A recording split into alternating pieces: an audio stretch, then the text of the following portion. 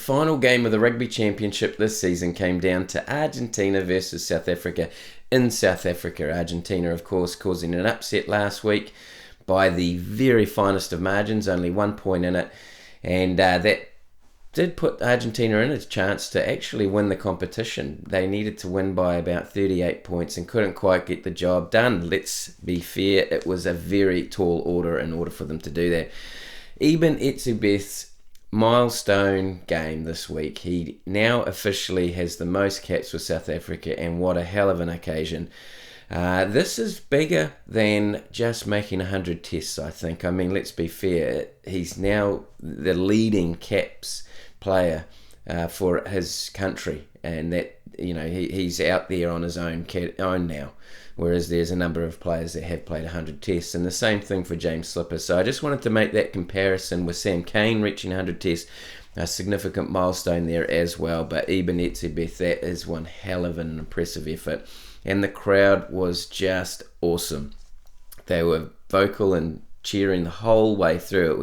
It was just an intense atmosphere, and the game itself started off very intense. South Africa, they put a long kickoff straight in the back corner there, and then a line-out variation for Etzebeth. He popped it back to the second jumper, which we haven't seen, but unfortunately didn't get to see anymore because Argentina sacked it pretty quickly and a penalty came from that. But yeah, look, I think that move there was just to, trick the defensive maul to try and relocate those players. But how good was the first scrum? I mean, that could have probably been a penalty try. I just missed exactly what happened there, but I felt like it was probably worth a penalty try. South Africa would have scored in that scenario if there wasn't that penalty. But yeah, look, it was intense. The pressure was full on, and South Africa were just hammering Argentina, and a try was really only a matter of time from there. It was penalty after penalty, and Fassi, he ran straight. Well, he was the straight runner, hit and crashed over for the first try. A pretty impressive try, but it was just sustained pressure, really. Argentina, they then have a chance with the ball in South African territory not long after that, but the intercept by the King intercept by Colby, he steals one which led to the Peter Steph du Toit try. And I mean, that it was after a few phases, but that intercept was a key turning point. And what a put down! Peter Steph du Toit manages to just maintain control and well, in the air, almost upside down, and manages to get the ball to the ground. So just patience. I think patience. You'll hear me say that a little bit today. The South Africa's scrum was the key factor for the match so far up to that point, 14-0, and then Arden's his penalty for preventing the quick throw for Argentina. Argentina were on defence, and Argentina was well able to clear out of their half. They did that pretty well.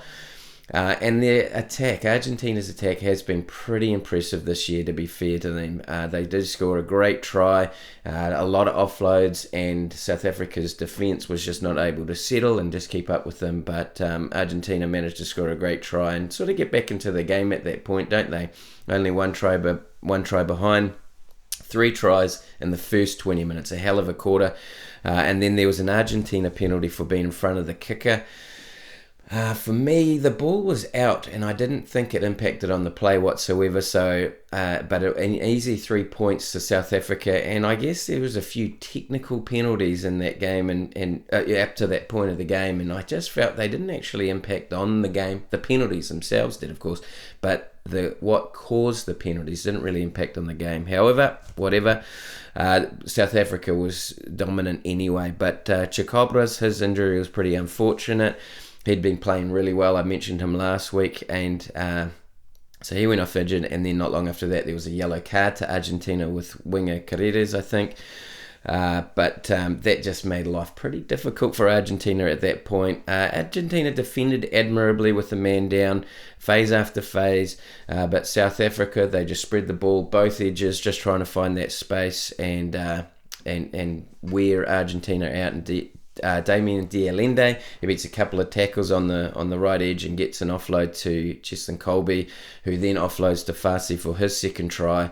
So impressive, just patience, maintaining possession, spreading it to the wings, and finally making a bit of a gap. But it took a couple of broken tackles for South Africa to score. So look, South Africa also capitalised on the advantage again. The amount of skip passes to Colby in the first half was just relentless, but the Argentinian player came out of the line on defence and just created a little opening, so Colby, it was his turn to score, and pretty much you could tell that a lot of the game plan was get the ball to Colby, and he definitely, I think he touched the ball 20 times in the first half, and it was a key ploy by South Africa, but he is pretty amazing, and he set up a couple of tries and scored one himself, but great finish to the half from South Africa's point of view, and managing to go into the break with a pretty good lead. Let's be fair to them. So a few stats: penalties conceded, only 1 to South Africa. Their discipline and patience was absolutely key. 7 to Argentina, and that really hurt them. Of course, the yellow card was key. There was 2 tries while that man was in the bin. The possession, 66% to South Africa. Territory, 68% to South Africa. And the missed tackles, 8 to 19. So Argentina, I haven't looked at the numbers from last week, but I did make note of that last week, that Argentina didn't miss too many tackles considering the lack of ball they had, whereas this is a bit of a turnaround from that. But a completely dominant first half for South Africa, especially the scrum. When Argentina did finally get an opportunity, they did score, but most of the time Argentina had the ball. South Africa found a way to turn it over, and possibly the best half for South Africa this year, I think. I don't know about you, let me know what you think, but it was a very, very impressive first half from South Africa. So at halftime, the Rugby Championship was pretty much wrapped up, and then the first play off the kickoff, Jasper Wies, he ran 30 metres in an impressive run, and you could just tell that the Argentina confidence had been knocked out of them late in that first half. South Africa, they break down the right after that break from Visa. They're just relentless. The missed tackles from Argentina kept coming after that, and quite a few of those plays there. Certainly, who was it? Ardensa, he broke about 3 or 4 tackles in one run. Handling errors started to creep into the game, generally speaking, as the game loosened up. I think South Africa was trying to play with the freedom they had in that first half, or late in that first half, but needed to just sort of settle, in my opinion. And Argentina wanted the game to loosen up anyway. They needed some points. So Argentina, they gained a penalty and they got good ball in South Africa's half, but they can't quite break through after gaining some momentum. They finally had some momentum there. Pablo Matera, yellow card, was upgraded to a 20-minute red card, but that was a really key moment. I think I mentioned it later, but it was a very key moment in terms of where Argentina was. In terms of field position, they had the ball. I know a few phases later, South Africa managed to turn over with a penalty anyway, but that Matera yellow card was an absolute pivotal moment. The Argentina needed to find a way to score at that minute, and it could have just been a bit of a different game. So that was pretty much, there was 2 or 3 sort of key moments in the game. The yellow card in the first half to Argentina, and that Pablo Matera yellow card as well, or red card, sorry. Despite the player disadvantage, Argentina did have about 10 minutes or so in South Africa's half. They just couldn't capitalise on that. So a lot of opportunities, but South Africa's defence was good. South Africa then finally get their chance and exit out of their own half. They spread the ball with both edges, having the man overlap and trying to take advantage there. They muck up with another bad pass. I think that was Farsi at that point. Plenty of errors. Just keeping Argentina more in the game in a way. They weren't really in the game 20 points behind, but keeping them in the game, in touch. But Argentina, they make an error off that line out from that bad pass by South Africa. In Argentina, they lose another player and they're down to 13 men at about that point. I think it was around the 65th minute or so.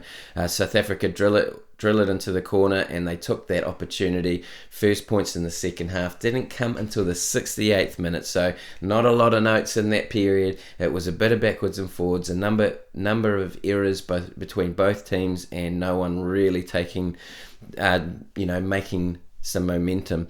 But yeah, look, that try, that maul was just so incredibly patient by South Africa, wasn't it? I think it took a few goes to finally get across the line. It stopped a couple of times. Argentina had defended it well, but no panic from South Africa.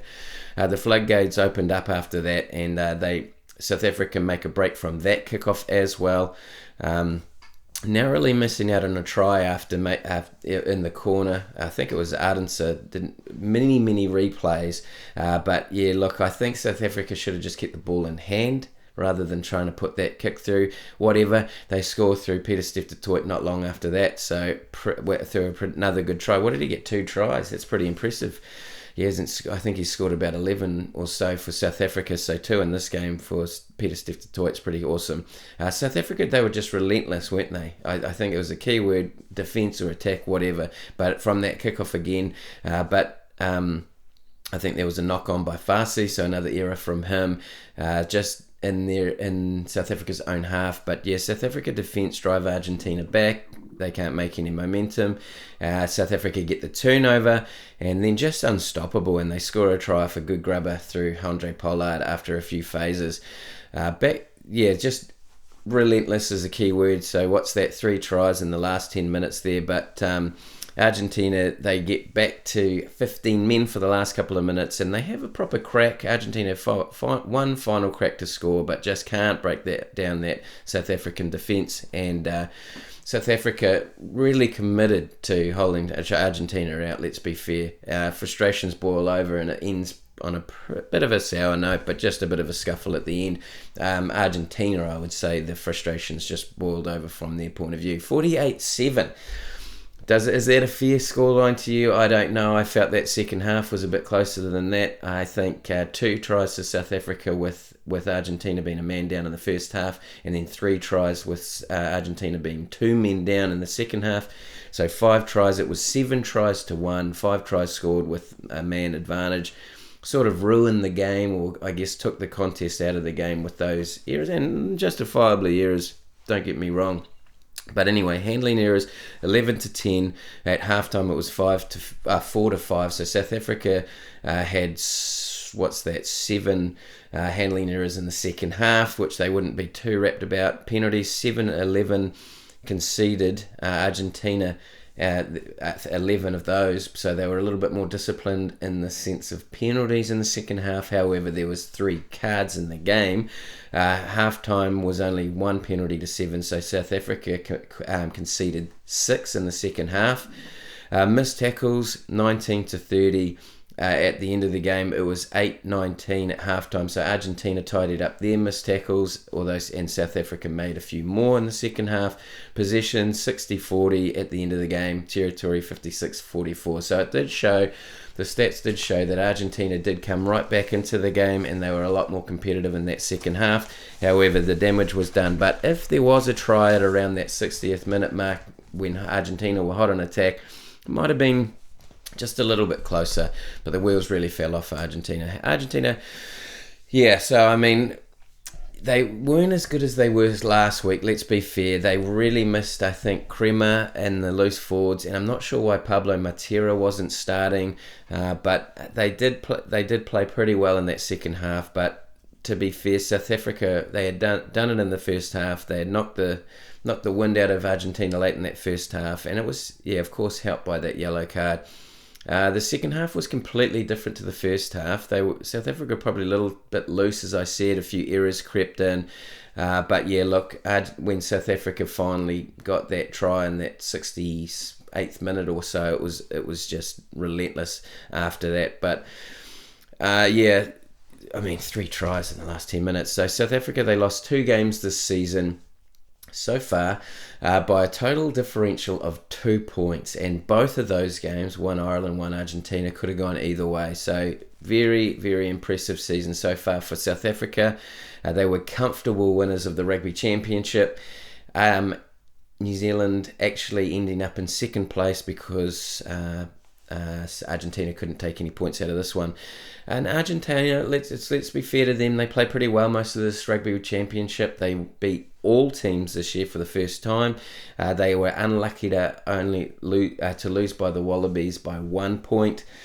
And the difference against New Zealand at Eden Park was a pretty relentless first half by the All Blacks. So another good game. South Africa, I know there was periods there they weren't at their best, but they were easily the better team. They were intense. They were physical. They didn't make too many errors in that first half. One penalty, got a bit loose in the second half, but when it really mattered, they switched it on. So very impressive performance by South Africa and deserved winners of this game. Not only this game, but the Rugby Championship. If you have watched this video till now, thank you very much. Let me know what your thoughts were, but it was a great competition and a great game to finish off with. Thanks for watching.